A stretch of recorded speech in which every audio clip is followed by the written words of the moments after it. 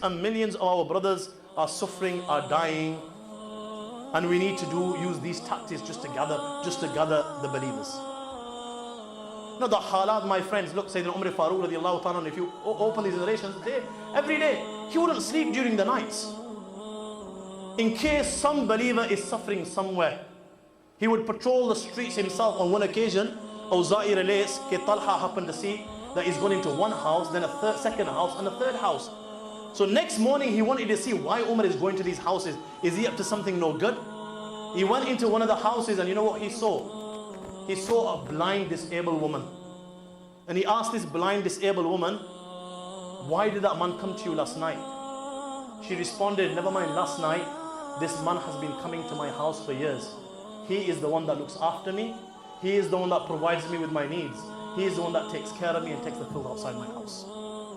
Another narration, Zayd ibn Aslam. He says, we were with the Amir al-Mu'mineen making our rounds. We happened to get to a place called Salah, just outside Medina al-Munawwara, the outskirts of Medina. And there he saw a woman. There were some children sitting around her, and they were suffering. And they were crying. And this woman had the fire, there was a pot on the fire, and she was cooking.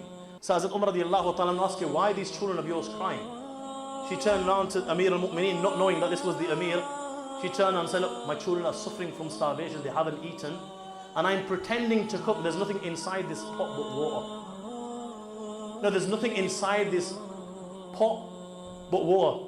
You know, my friends, this narration that I'm relating to is good 1300 years. Yeah? You know, people like me couldn't imagine things like this must be happening in the world. There are thousands of our mothers that are doing this, that are pretending to cook just so that their children can sleep. So, and then the woman said to Sayyidina Umar that there's only water inside this, and Allah will judge between me and Umar on the day of judgment. So Sayyidina Umar radiallahu ta'ala said to my sister, how could Umar know that you're suffering like this? She turned around and said, okay, he's taken the responsibility of being the Amir, and can't he keep himself acquainted with the affairs of the people? Sayyidina Umar radiallahu ta'ala anhu began to shiver. Immediately he went back to Medina al-Munawwara himself with his servant Aslam, went to the Baytul Mal, took out the ghee, the dates, the meat, and told Aslam to load them on his back. Aslam said, "Ki Amir al-Mu'mineen, I'm sufficient, I'll carry them for you."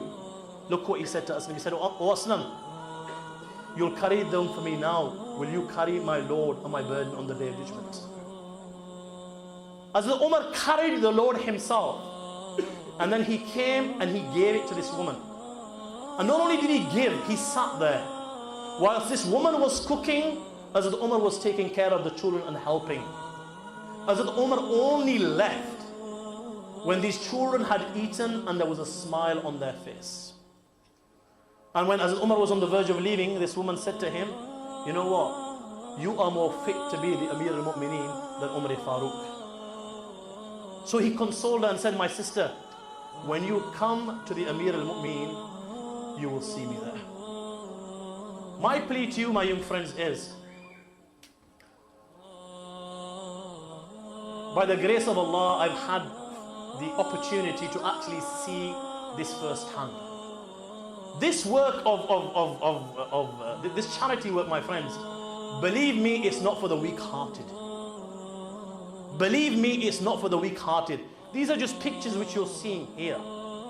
But you know, and I would advise this for everyone, go and see with your own eyes. And see the way people are suffering. This is why I said it's not for the weak-hearted, because your heart will not, if it's not made out of stone, it's so possible that you might even collapse and die of a heart attack. When you see children clinging onto you, begging for a morsel, and then you think back, you know what? By the grace of Allah, every morning, look how Allah has blessed me. My children, they have so much to their disposal. They have, whether it's cornflakes, they have biscuits, they have bread. This is just for the breakfast, and never mind the other meals that we eat during the day. And here, you can see people, collapsing and dying because they don't even have a morsel. You know, we are so fortunate. Look, Allah's blessings in the country. What don't we have?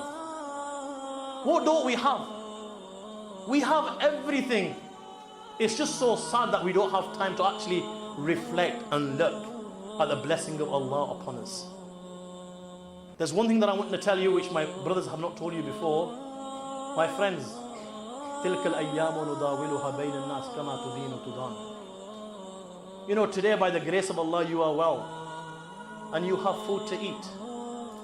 And today your sister is dying or committing suicide because she has no milk or food to feed her child. You know, tomorrow it's so possible that Allah turns the table. Allah turns the table. Just as Allah is testing our brothers there today, what guarantee have we got that Allah won't test us tomorrow? And tell me, my young friend, how would you feel knowing that you have over 1 billion brothers and sisters, yeah? And there is not one that is there to respond to your call. And then you have to watch your own son and daughter die in your own arms. What you've been asked for is nothing. 2,000 pounds is nothing. You know, to raise 2,000 pounds is nothing. You know, that could be done, any person. There's not a single person who will have 5 to 8 friends. And if you just work out simple maths, you know, £5 a week, in a year, £250 each individual, 8 friends, you'll have 2,000 pounds. But can you imagine, Allahu Akbar, you know, we've seen this with our own eyes when we went down. You know, children, when we give them, you know, oh and no, I'd say, you know, we took them Eid.